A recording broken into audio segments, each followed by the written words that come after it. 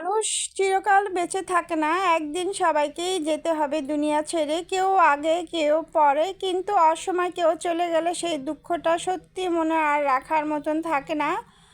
তো আমাদের বাসায় তেমন কিছু মানুষই আমাদের ছেড়ে চলে গেছে। আমি অনেক ভিডিওতে দেখাই, মাঝে মাঝে মিলাদ করা হয়, তো সবসময় প্রতিনিয়ত সব কিছুই আপনাদের সাথে শেয়ার করা হয়। তো আসসালামু আলাইকুম এভরিওয়ান, সবাই কেমন আছেন? আলহামদুলিল্লাহ, আল্লাহর রহমতে আমরা ভালো আছি।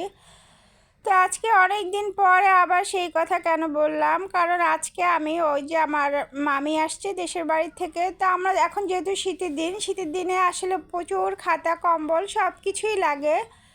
তো আমরা এখন দেখা যায় মানুষ আধুনিক যুগ, খাতাটাতে সব কিছু কিনেই নেয়, কিন্তু আমার নানু আসলে অনেক গুণী মানুষ ছিল, প্রচুর খাতা নিজের হাতে সিলাইছে, মানুষ দিয়ে সিলাইতো। তো ওই যে মামি আসছে, মামিকে দিয়ে আদা কাটিয়ে নিলাম। তো মামি আসলে আমাদেরকে অনেক হেল্প করে যায়, অনেক কিছু করিয়ে রাখি। মামি নিজ থেকেই করে, আসলে কেউ নিজ থেকে করতে চাইলে সেটা ভালো লাগে, জোর করে আপনি বলে করালে সেই জিনিসটা ভালো লাগে না। অনেকে আছে, অনেকের বাসায় গেলে মেহমানের মতন বসে থাকে, কিছু করে না। আমরাও কোথায় গেলে দেখা যায় সবাইকেই হেল্প করতে চাই। তো এই যে নানুর শাড়ি সব বের করেছি, এই জন্যে অনেক দিন পরে আবার নানুর কথা মনে পড়লো। নানু আসলে আগে প্রচুর শাড়ি পরতো, অসুস্থ হয়েছে যখন, তখন আর শাড়ি পরতে পারে নাই। তো এই শাড়িগুলো আসলে রেখে রেখে নষ্ট হয়ে যাচ্ছে, অনেককে দেওয়া হয়েছে। আমার নানুর এত শাড়ি ছিল, দেখেন একটা মানুষ দেখা যায় 20-30 বছর শাড়ি পরলে তার কত শাড়ি হতে পারে।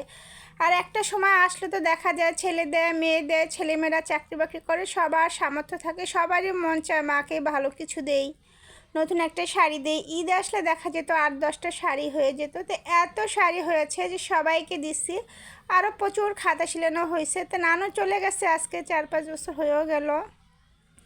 তো শাড়িগুলো আসলে থেকে থেকে নষ্ট হয়ে যাচ্ছে। আর মামি যেহেতু দেশ থেকে আসে, মামি আমাদেরকে আরও 2টা খাতা আগে বানিয়ে দিয়েছিল, খুব সুন্দর। তো যেহেতু সুতির শাড়ি নষ্ট হয়ে যাবে, তো এই জন্য মামি বলছে যে আরও কয়েকটা শাড়ি দিও, না যে আপনি বাইরের দেশের বাড়ি থেকে বানিয়ে নিয়ে আসবেন। তো এই জন্য মনে হলো যে মানুষ মরে গেলে না স্মৃতি হয়ে যায়, আসলে জীবনের দুনিয়াতে বেঁচে থাকতে অবশ্যই ফ্যামিলির মানুষজন সবার সাথে খুবই ভালো ব্যবহার করতে হবে। সেটা ফ্যামিলি বাইরে যে কোনো মানুষ তাদের যেন সরাসরি মনে রাখে, মানুষের এই দুনিয়াতে বাড়ি গাড়ি টাকা পয়সা পৃথিবীতে মা শব্দটা এমন একটা জিনিস, মা ছাড়া জীবনটাই হয়তো মানুষের ব্যবহারটাই আসে। তাই আমার নানু ভালো কিছু করতে হবে যেন মৃত্যুর পরও আপনাকে সবাই স্মরণ করে, লাগবে না আমার নানু।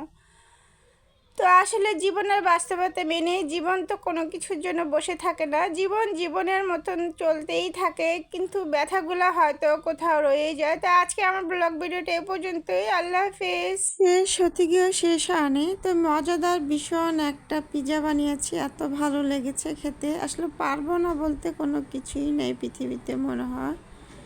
তো দেখেন দেখতে কত সুন্দর লাগছে, খেতেও কিন্তু দারুণ লেগেছিল। বাসায় আসলে আমি কখনো বানাই নাই, এই ফার্স্ট টাইমে কোনো জিনিস যে এত চমৎকার হবে ভাবতেও পারি নাই। তো আলহামদুলিল্লাহ, আল্লাহ হাফেজ।